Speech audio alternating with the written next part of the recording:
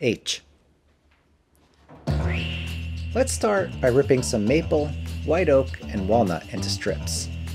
And then we'll glue them up to make some wood that looks like plaid. Now let's use our ShopBot CNC machine to cut out a reusable acrylic router template. A router template allows us to create repeatable shapes using simple tools. Next, let's position our letter exactly where we want it and trace the entire thing.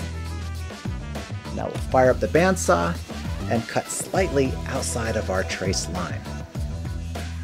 It's all cut out, so we'll use some double-sided tape to temporarily adhere the router template to the letter. Almost done.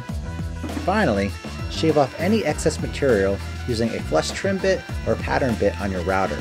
This will make our letter exactly the same shape as our router template.